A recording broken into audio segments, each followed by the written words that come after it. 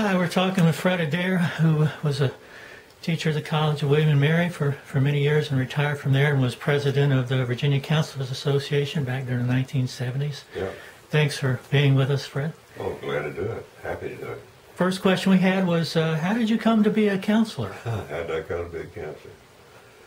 Well, I think probably the best way to start it is that I've always been a helper. I like helping people. And when I ran the hardware store, anytime anybody came in the store, they typically had a problem they wanted to solve, whether it was a new screw or a new bolt or a can of paint or something like that, and they walked in needing help, and I provided that help. Really enjoyed it. I was also vice chairman of the school board in the little town of Washington, North Carolina, and I came to know a couple of counselors there in the program, and really got kind of turned on by what they did, and chatted with them at some length about their work, and finally decided that that was really the kind of thing I thought I'd like to do. So that's, simply how I got into it. I got talking to somebody about it. We were good friends, and as I said before, one went to Chapel Hill and got a doctorate, became president of Atlantic Christian College, and the other went to the same program and became president of UNC Wilmington. Billy Wagner was his name. But I was close to both of them. In fact, I was, as I said, vice chairman of the school board. And the first one who left was principal of the school for us.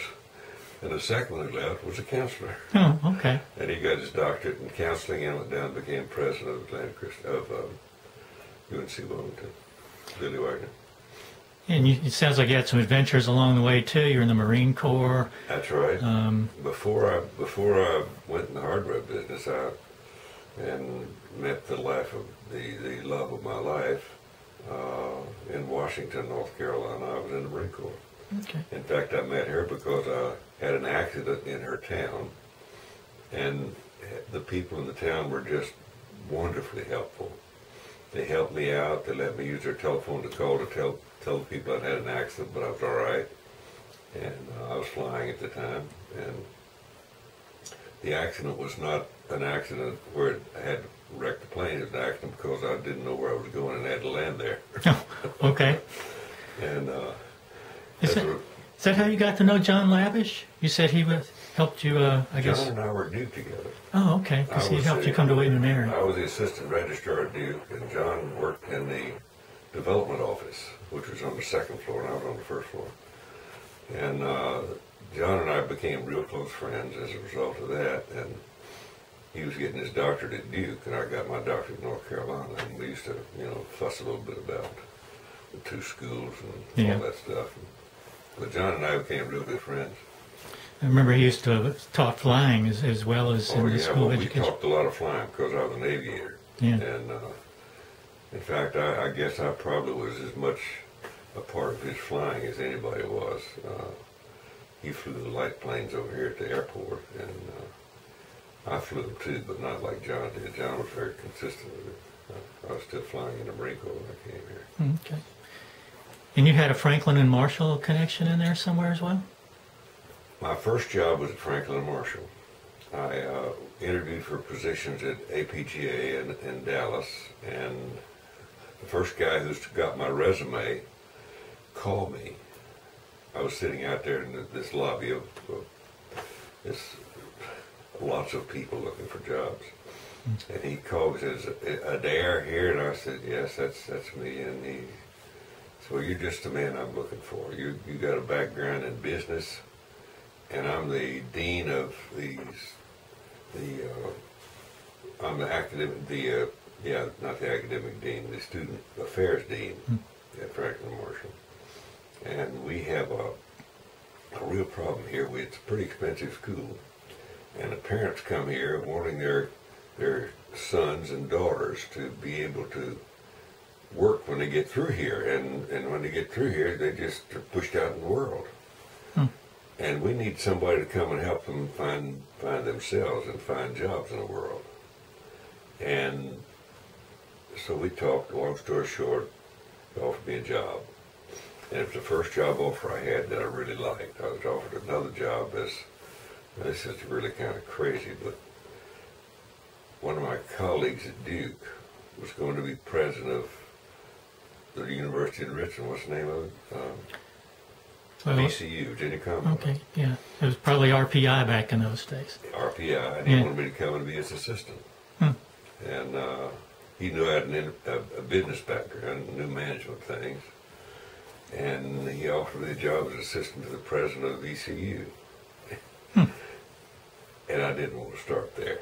I wanted to start a little lower than that. And so I thanked him very kindly and turned him down and got the job at Franklin Marshall College a little bit later.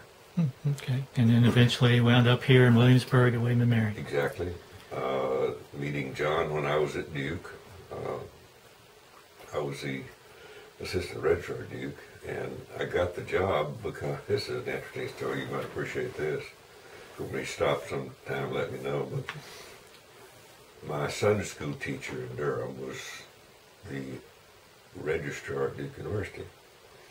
And one Sunday he saw me looking kind of down, and he was very perceptive about things like that. And I was in Sunday school, and after Sunday school was over, he said, let me talk to you just a minute after it's over. I said, okay. So he said, you look like you lost your best friend. What's happened? I said, well, I'm going to have to drop out of school. I had 4 kids. Wow.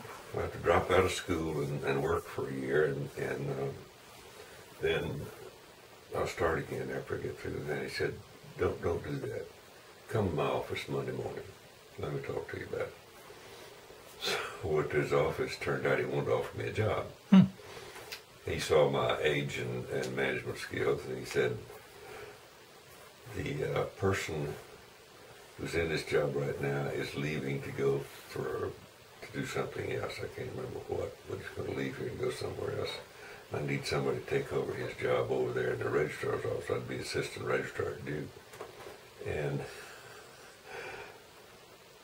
he said, I got an office full of women. There are 10 women to be working for you over there, and I need you to manage those women and manage the registration process at Duke University. And I'll be glad to put you through school at Capitol Hill. Wow. And he let me work there I worked there until I graduated. 3 years, 2 or 3 years. And it was a really good job. He said the women over there are just they're hard to manage, and I need somebody who can manage them. I said, I don't have trouble with that, Dr. Tutty. That'd be a problem, no problem. So the first 2 weeks I was there, I found that it was really more difficult than I thought, because there were people over there that were at each other's throats, and they were just not doing good work. And I said, there are 2 or 3 women in the office, Dr. Tutty, that probably shouldn't be here. They cause problems, and it's hard to manage. And he said, I know that. I said, well, why haven't you done something about it? He said, I can't do that. I'm not built that way. He saved it for you. I said, is it all right if I do it? He said, please do. Okay. So I fired 2 women, and the guy started, and it really worked well. Okay. And then later on, I guess it was called the American Personnel and Guidance Association then. It was That's right. before the predecessor to American Counseling Association. VCA. And the Virginia Counselors Association, and became president, I think, during the 1970s. Can you tell us a little bit? bit Late 70s, early 80s. And, about how that was for you? Well, it was wonderful for me. I really enjoyed the work, and I met a lot of good people. And Kevin Jeffroy, you may remember at the college, Kevin had a friend in Richmond named Jack Duncan. Jack was a professor at VCU in the counseling program. And Jack and I and Kevin and Carl Swanson at the college up in the valley. Think of it a minute. Got to thinking that counselors are having a hard time finding work. And if we could make them more professional, then there wouldn't be any problem. So we started thinking about licensure for counselors. This is in the mid-70s, and the 3 or 4 of us got together and started talking about it, and Jack is in Richmond, so he worked with the legislature, And Carl Swanson at college up in the valley. Is he at Madison or Eastern? Thank you, Madison, Okay. James Madison. Carl was in the program at James Madison, so the 4 or 5 of us got together and got talking about it, and Carl was a lawyer in addition to being things, so he was really good with the legislators. And he was the one who drew up the sort of program that got us started on the way to becoming professionals. He designed the law and had it introduced into the legislature, and the first time it was introduced, it didn't go by, it didn't work.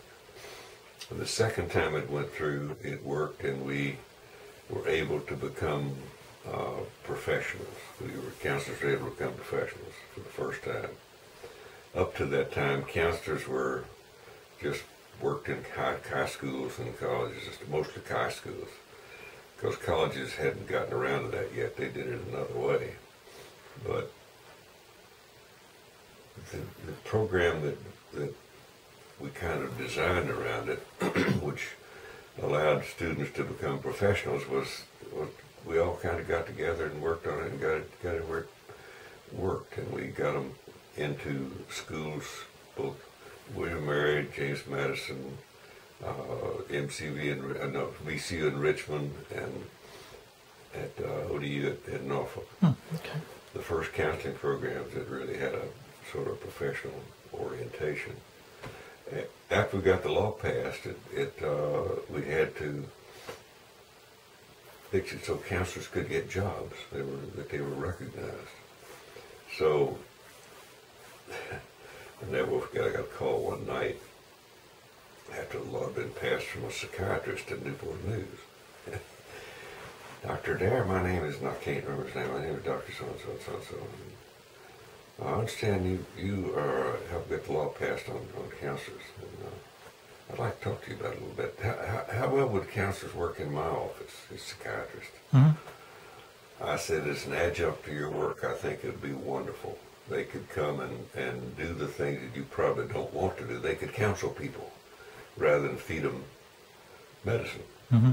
And he didn't take that too well, but he was the one who got me started on getting counselors in doctors' offices. And then with that, we became more professional, because people looked at us and said we didn't have 4 eyes and 10 toes, 12 toes, you know. If I remember right, Virginia had the first licensed professional counselor in the state, in the country. And everybody else copied our law. And eventually, in all 50 states. California finally came around a couple of 3 years ago. That's exactly right.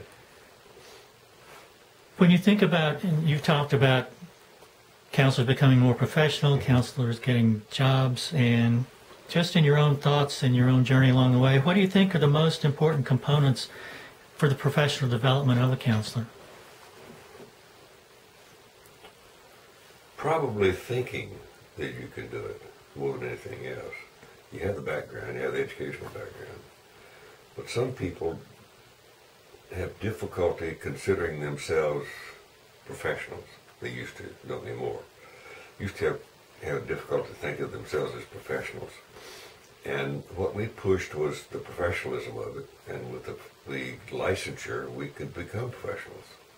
Because once you get a license, you're automatically a professional. There's no way around it. And like it or not, that's what we're pushing for, and that's exactly what we did. Yeah, we've seen a number of folks come and go over the years. Oh, yeah. Okay. Yeah. I remember when Jeff Roy brought in the group work. Yep. Yep. And they had their convention over at the Hospitality House, and right. One of the things you all of you did was bring in a lot of big names from other places we did. around We here, no which would really help that. with the professional development too. Yeah, I don't think any of us was intimidated by big men, big people, and so forth. You know, William Mary, being the second oldest college or university in the country, is, you know, had a lot going for it, for that kind of thing. And we had the name and background, you know, and all we had to do is develop the program and go with it. And I think that's probably what we did. Mm-hmm. But Chaz was really, really good about that. Chaz and Kevin and I and Kurt O'Shell was there. Kurt O'Shell, yeah. Kurt O'Shell was in the program to begin with. He didn't stay long after I got here. He was only here about 5 or 6 years after I got here. And he retired. Is there anything you would want to say to someone just starting out? Come on in and enjoy the water.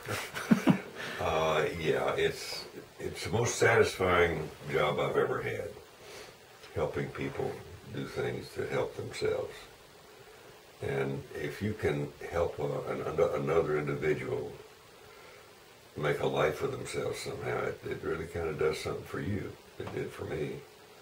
And I'd say that probably the thing I enjoy most about it is being sure that somebody comes here and knows where they're going when they get through, and I can help them get there. That's about it. Okay. Well, I just want to thank you for all you've done for the counseling profession and for those of us who went through school with you. And You're most welcome. Appreciate and really appreciate you coming in today. You're most welcome. Glad to understand. Thank you. Uh-huh.